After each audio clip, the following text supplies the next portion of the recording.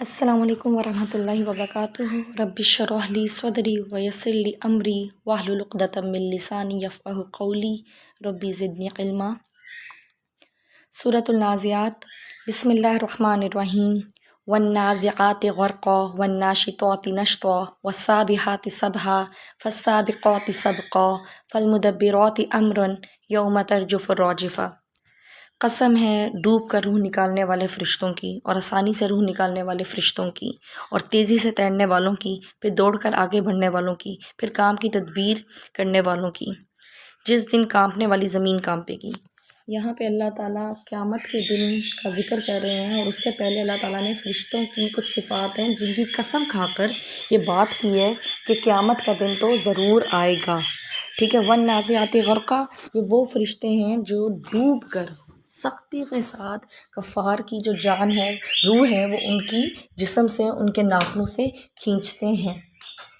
اور اس میں کفار کو اس وقت بہت زیادہ تکلیف جو ہے وہ اٹھانی پڑتی ہے۔ والناشطات نشطا،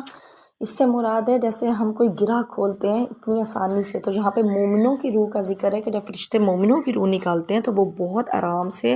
اور ان کو اس طرح پھر تکلیف نہیں ہوتی۔ والسابحات سبحا، اور تیزی سے تیرنے والوں کی، یعنی وہ اللہ تعالیٰ کا حکم جو ہے وہ تیزی سے کرتے ہیں، اور اس سے مراد یہ بھی لیا جا سکتا ہے کہ وہ مومنوں کی روح نکالنے کے لیے ان کے جسم میں ایسے تیرتے ہیں، جس طرح آپ سمجھ لیں کہ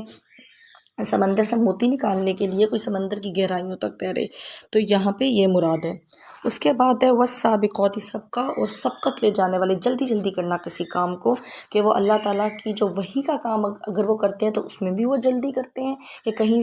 جو شیطان ہے وہ کوئی بات نہ سن لے، تو جلدی سے آسمان سے وحی لے کر نیچے اترتے تھے۔ یا اس سے مراد یہ بھی لیا جا سکتا ہے کہ وہ مومنوں کی روحیں لے کر، ان کو جلدی ہوتی ہے کہ فٹافٹ جو ہے وہ روحیں لے کر جنت کی طرف چلے جائیں۔ فالمدبرات امراً، پھر کام کی تدبیر کرنے والوں کی۔ بے شک ہر کام کی تدبیر اللہ تعالیٰ کرتے ہیں، لیکن یہاں پہ اس سے مراد یہ ہے کہ جو ڈیوٹی اللہ تعالیٰ ان کو دیتے ہیں وہ اس ڈیوٹی کو اپنی پراپر فلفل کرتے ہیں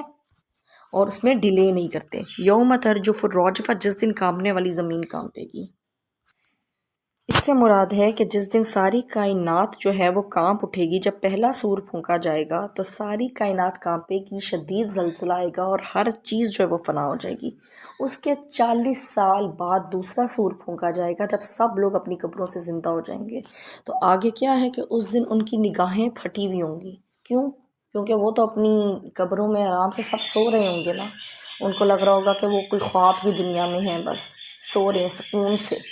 تو بے شک قبر کی زندگی بھی کچھ لوگوں کے لیے بہت سخت ہوگی، لیکن جب وہ قیامت کا زلزلہ آئے گا تو اس کی سختی کے آگے تو ان کو قبر کی سختی کچھ نہیں لگے گی، اور ان کی نگاہیں ایسے پھٹی ہوئی ہوں گی خوف سے۔ ابھی بھی ہم دیکھیں کہ اللہ معاف کرے، کبھی کہیں سے کوئی اونچی آواز آئے یا کوئی اچانک کوئی چیز ہو تو انسان کا کیا ری ایکشن ہوتا ہے کہ اس کی آنکھیں کھل جاتی ہیں فوراً، بالکل چاہے وہ کچھ بھی کر رہا ہو، وہ ایک شوق کے فیز میں چلا جاتا ہے۔ تو اس دن جب یہ زلزلہ آئے گا اور تمام لوگ اپنی قبر سے اٹھیں گے، نکلیں گے، تو ان کی آنکھیں ایسے ہوں گی جیسے پھٹی ہوئی ہیں۔ یقولون انا لمردودون فی الحافرہ، اور کافر کہے گا کیا ہم یقیناً پہلی حالت میں لوٹائے جائیں گے۔ وہ یہ پوچھتے تھے، ان کو یقین ہی نہیں تھا کہ ہم نے نہ قیامت آئے گی، ہم مرنے کے بعد دوبارہ زندہ ہوں گے۔ ایک نا ان کو اللاجیکل سی بات یہ کافروں کو لگتی تھی کہ ایسا کیسے ہو سکتا ہے کہ ہم ہڈیاں ہو گئے، ہم قبر میں چلے گئے، سب کچھ ختم ہو گیا ہمارے جسم کا، اور ہمیں جو ہے دوبارہ سے زندہ ہونا پڑے گا جب ہماری ہڈیاں جو ہیں وہ گل سڑ جائیں گی، تو اس طرح کیسے ہو سکتا ہے کہ ہم زندہ ہوں۔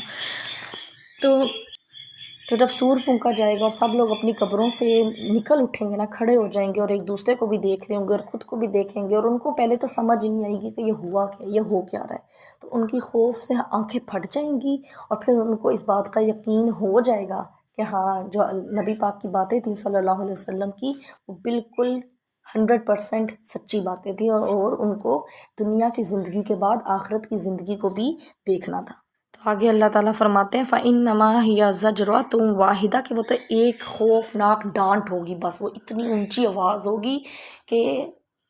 سب خاموش ہو جائیں گے، سب کھڑے ہو جائیں گے اور خاموش ہو جائیں گے۔ کوئی اس ٹائم کچھ سوال نہیں کر پائے گا کہ کیا ہو رہا ہے، کیوں ہو رہا ہے، اچھا اب کیا وہ وقت آ گیا، کچھ بھی نہیں، کوئی مذاق نہیں، کوئی نان سیریس بیہیویئر نہیں، کچھ بھی نہیں، بس اس وقت انسان کو بولنے کا جو کہتے ہیں نا موقع، کیا اس سے تو بات ہی نہیں نہ ہونی کہ وہ کچھ بول سکے، کہ اس ٹائم کیفیت ہی ہوگی تو وہ ایک ڈانٹ ہوگی جو سب کو خاموش کر دے گی اور سب کو اصل حقیقت دکھا دے گی۔ آگے اب ذکر ہے حضرت موسیٰ علیہ السلام کا، کہ جب حضرت موسیٰ علیہ السلام کو اللہ تعالیٰ نے حکم دیا تھا کہ وہ فرعون کے پاس جائیں اور اس کو دین حق کی دعوت دیں، اور حضرت موسیٰ علیہ السلام نے بہت خوبصورت انداز میں اس کو دعوت دی، مطلب اس سے ایک سوالیہ انداز میں پوچھا کہ کیا میں تمہاری رہنمائی کروں تمہارے رب کی طرف، کہ تم اپنے آپ کو پاک کر لو اور تم اپنا جو طریقہ ہے اس کو درست کر لو اور تم نجات حاصل کر لو۔ کیا ہے سوالیہ انداز جب کوئی اختیار کرتا ہے نا تو پھر دوسرا بندہ جو ہوتا ہے وہ ذرا سوچنے پر مجبور ہوتا ہے، بجائے اس کے کہ ہم کسی کو آرڈر دیں۔ اگر کوئی پہلے ہی سرکشی میں ہے، کوئی پہلے ہی باغی ہوا ہوا ہے، اور جب آپ اس کو آرڈر دیں گے نا تو وہ کبھی بھی بات نہیں مانے گا۔ تو اس کے ساتھ ایک طریقہ اس طرح کا ہو کہ اس سے سوال کیے جائیں تاکہ وہ خود سوچے، اور ایک خوبصورت انداز میں۔ اب ہم حضرت موسیٰ علیہ السلام نے اس کو یہ نہیں کہا کہ میں تمہیں اپنے رب کی طرف بلاتا ہوں جس نے مجھے رسالت دی ہے، یا وہ اپنا کنیکشن نہیں انہوں نے اللہ کے تعالیٰ کے ساتھ یہاں پہ بتایا ابھی۔ وہ اس کو پوچھ رہے ہیں کہ تمہارا رب ہے، تم اس کے پاس اس کی طرف جو ہے ہو جاؤ، مطلب اس کے ساتھ اپنا تعلق ٹھیک کر لو اور ہدایت حاصل کر لو تاکہ تم پاک ہو جاؤ، تم اس دنیا کے عذاب سے بھی بچ جاؤ اور آخرت کے عذاب سے بھی بچ جاؤ۔ لیکن فرعون پر ان تمام باتوں کا کوئی اثر نہیں ہوا تھا، یہاں تک کہ حضرت موسیٰ علیہ السلام نے جو اللہ تعالیٰ نے ان کو عصا کا معجزہ دیا تھا وہ بھی اس کے آگے رکھ لیا، لیکن وہ اپنی کفر کی اور سرکشی والی ضد میں اتنا آگے بڑھ چکا تھا کہ اس نے شہر میں ارد گرد سے اور جادوگر اکٹھے کر لیے اور ان سب کا ایک مقابلہ کروایا حضرت موسیٰ علیہ السلام کے ساتھ، جس کا قرآن میں باقی جگہوں پہ ذکر ہے۔ اور بے شک وہ جادوگر جو تھے وہ سجدے میں گر گئے، لیکن فرعون جو تھا وہ اسی طرح رہا، اپنی ہٹ دھرمی، اپنی گناہ، اپنی سرکشی پر وہ ڈٹا رہا، جس کی وجہ سے اس کا انجام کیا ہوا کہ وہ پانی میں ڈوب کر مرا، اور وہیں اسی پانی میں، بے کہنے کو تو پانی ہے ٹھیک ہے، ٹھنڈا ہے، لیکن اس کے لیے کیا ہوا کہ آخرت کا عذاب جو ہے وہ اس وقت سے ہی شروع ہو گیا، اور اللہ تعالیٰ نے اس کو جو ہے تمام مخلوق کے لیے قیامت تک جتنے لوگ آئیں گے ان کے لیے ایک عبرت کا نشانہ بنا دیا۔ ہاں، اللہ تعالیٰ نے رسول صلی اللہ علیہ وسلم کو بھی معجزہ دیا، ان کا معجزہ تھا قرآن دلوں پر اثر رکھتا ہے، قرآن کے جو الفاظ ہیں، قرآن کا جو طریقہ ہے، اللہ تعالیٰ نے اس میں اتنی پاور رکھی اور اتنا افیکٹ رکھا ہے کہ اگر کوئی اس سے ہدایت حاصل کرنا چاہتا ہے تو اس کو ہدایت ملے گی۔ اب دیکھیں، اگر کوئی گناہ پہ ہی ڈٹا رہے اور وہ یہ سوچے کہ میں نے ہدایت نہیں حاصل کرنی، تو وہ جتنا مرضی پڑھ لے، جتنا مرضی